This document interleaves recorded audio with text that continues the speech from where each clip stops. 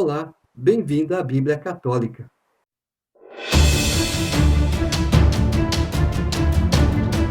Josué, capítulo 17. A parte da tribo de Manassés, ele foi o primogênito de José, foi primeiramente para Maquir, primogênito de Manassés, pai de Galaade, porque era um guerreiro. Teve o Galaade e o Bazã.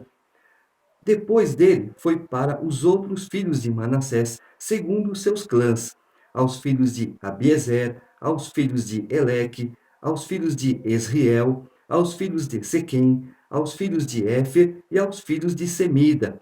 Esses eram os filhos varões de Manassés, filho de José, conforme seus clãs. Salfaade, filho de Éfer, filho de Galaade, filho de Maquir, filho de Manassés, não tinha filhos, mas somente filhas, cujos nomes eram Maala, Noa, Egla, Melca e Terza. Elas apresentaram-se perante o sacerdote Eleazar, perante Josué, filho de Num, e perante os notáveis, e disseram: Yahvé ordenou a Moisés que nos desse uma herança no meio dos nossos irmãos. Foi-lhes dada, então, segundo a ordem de Yahvé, uma herança entre os irmãos de seu pai. Assim, pois, couberam a Manassés 10 partes além da terra de Galaade e do Bazã, situado além do Jordão, porque as filhas de Manassés obtiveram uma herança entre os filhos dele. Quanto à terra de Galaade, ficou pertencendo aos outros filhos de Manassés.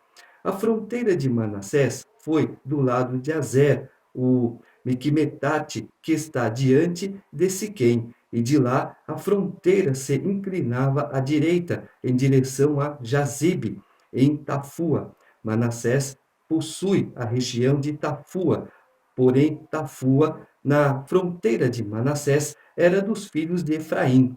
A fronteira descia para a torrente de Caná. Ao sul da torrente, Efraim tinha cidade no meio das cidades de Manassés. A fronteira de Manassés estava ao norte da torrente e os seus confins eram o mar. O sul pertencia a Efraim e o norte a Manassés, com o mar por limite. Confinavam ao norte com Azer e com Issaar a leste. Manassés possuía com Issacar e com Azer, Betsã e as cidades que dela dependiam, Geblaã e as cidades que dela dependiam, os habitantes de Dor e das cidades que dela dependiam, os habitantes de Endor e das cidades que dela dependiam, os habitantes de Tanak e de Megido e das cidades que delas dependiam. A terceira é a do outeiro.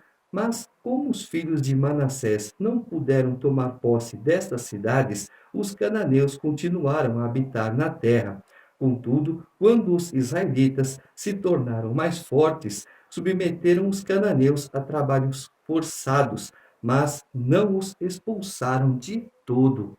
Os filhos de José se dirigiram a Josué nestes termos: Por que me deste por herança apenas uma parte, uma só porção, embora seja eu um povo numeroso, tanto que me tem abençoado Yahvé? Disse-lhes Josué: Se tu és um povo numeroso, sobe à floresta e desmata à vontade a floresta da região dos Ferezeus e dos Rafaim, visto que a montanha de Efraim é muito estreita para ti. Os filhos de José disseram: A montanha não nos é suficiente, e além disso, todos os cananeus que habitam a terra da planície têm carros de ferro, bem como os de Betsã e das cidades que dela dependem, como os da planície de Jezrael. Josué disse então à casa de José, de Efraim e de Manassés: Tu és um povo numeroso, e grande é a tua força. Tu não terás uma parte apenas, mas terás uma montanha.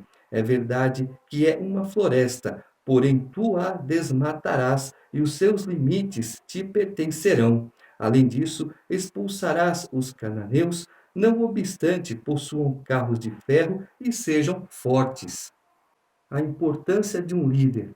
Josué, somos um povo numeroso, esse espaço é pequeno para nós. Então vocês sobem a montanha, vocês têm autorização para desmatar o que tiver que ser desmatado e tomem posse da terra. Ah, mas os cananeus têm carros de ferro. E daí? Se Deus está comigo, se Deus é por mim, quem será contra mim? Não, Deus não determinou, toda essa terra é sua, então fica na posição de Deus, fica na obediência de Deus, que tudo te irá bem. Não importa se tem lança, se carros de ferro, se carros de fogo, o que vem de Deus para nos abençoar é bom, é perfeito, é agradável, não gera dores. Portanto, a terra é nossa, é herança nossa. Cabe a nós fazermos a vontade de Deus. Capítulo 18. Toda a comunidade dos israelitas se reuniu em Silo, onde se armou a tenda da reunião. A terra toda estava submissa diante deles. Contudo, restavam entre os israelitas 7 tribos que ainda não haviam recebido a sua herança. Disse então Josué aos israelitas: Até quando negligenciareis tomar posse da terra que vos deu Yahvé, Deus de vossos pais? Escolhei 3 homens por tribo, para que eu os envie.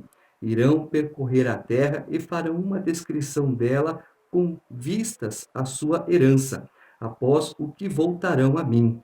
Repartirão a terra em 7 partes. Judá permanecerá no seu território ao sul, e os da casa de José permanecerão no seu território ao norte. Fareis, portanto, uma descrição da terra com 7 partes e me trareis aqui, para que eu possa lançar sortes por vós, aqui diante de Yahvé, nosso Deus. Os levitas, porém, não terão parte alguma no meio de vós, o sacerdócio de Yahvé será a sua herança.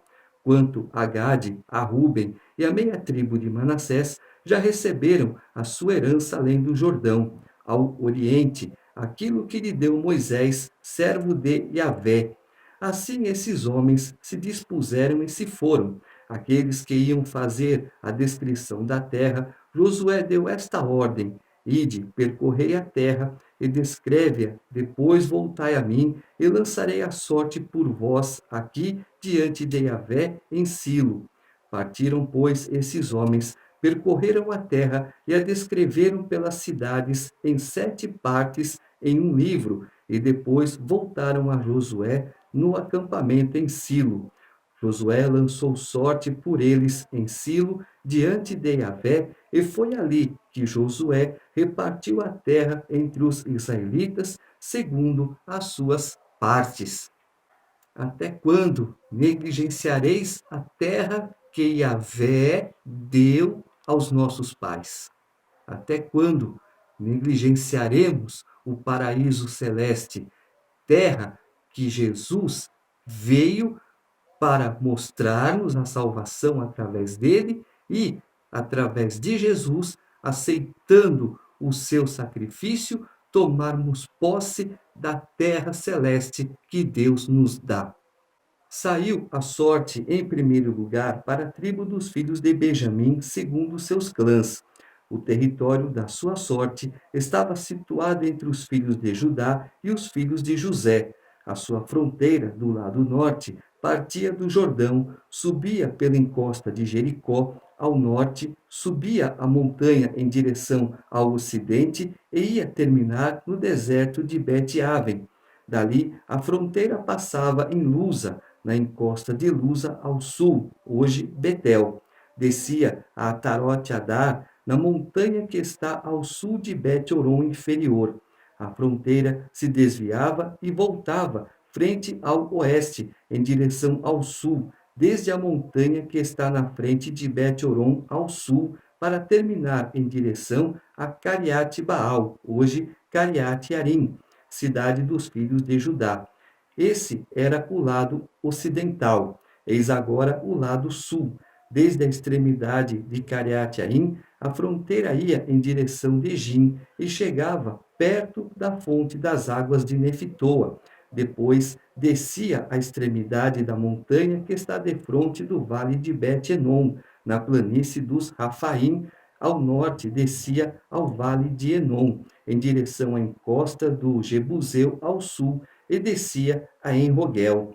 Em seguida, dobrava-se ao norte para chegar a Ensames e terminava em Gelilote, que está diante da subida de Adomim. Então descia a pedra de Boém, filho de Ruben, passava a seguir sobre o flanco norte, diante da Arabá, em direção ao norte, e descia em direção a Arabá. Depois, a fronteira passava na encosta de Bet-Egla ao norte, e o ponto terminal da fronteira era a Baía do Mar do Sal, ao norte, na extremidade meridional do Jordão. Essa era a fronteira sul. O Jordão formava a fronteira do lado do Oriente. Essa foi a herança dos filhos de Benjamim, segundo o contorno de sua fronteira e de acordo com seus clãs. As cidades da tribo dos filhos de Benjamim, segundo seus clãs, eram Jericó, Bet-Egla, Ameque-Cases, Bet-Arabá, Samaraim, Betel, Avim-Fara, Efra, Cafar-Emona, Ofni, Gaba, 12 cidades e suas aldeias, Gabaon, Ramá, Berote, Masfa, Cafira, Moza, Recém-Jarafel, Tarala, Sela, Efa, o Jebuseu, que é Jerusalém, Gabaá e Cariate, 14 cidades com suas aldeias. Essa foi a herança dos filhos de Benjamim, segundo seus clãs. Toda a divisão correta e justa. Hoje temos várias cidades, muitas cidades espalhadas em todos os lugares. Cada uma tem seu território, cada uma tem seu limite. Estamos na divisa de uma cidade e de outra cidade. Aqui termina uma cidade e aqui começa outra. Sempre foi assim. Deus determinou o limite. Nós também somos limitados. O meu direito termina quando começa o direito de outro. Então temos que respeitar o direito dos outros para que os outros também respeitem os nossos direitos.